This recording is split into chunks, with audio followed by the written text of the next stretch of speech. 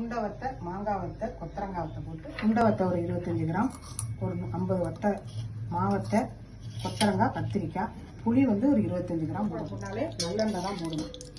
ஒரு 2 சின்ன கரண்டி நல்லெண்ணெய் போடும். வடகம், சுண்டை வத்தல்,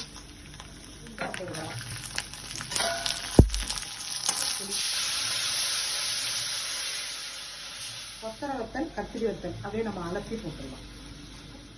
சின்ன ஸ்பூனால் 2 ஸ்பூனுக்கு நான் தனி மிளகாத்தூள், குழம்பு மிளகாத்தூளில் ஒரு 2 ஸ்பூன், 2.5 ஸ்பூனுக்கு குழம்பு கொதிக்கட்டும், மூடி வச்சிடணும். மாங்காவை ஒரு 5 விசில் விட்டாச்சு, அப்படியே இதில் ஊற்றிட வேண்டியதான். வத்தல், ஒரு பூண்டும் ஒரு ஸ்பூனு மிளகும் தட்டியிருக்கோம், அதை அப்படியே வத்த குழம்பு ரெடி ஆயிடுச்சு. இது மேலால் ஒரு 1/2 ஸ்பூனு நல்லெண்ணெய்.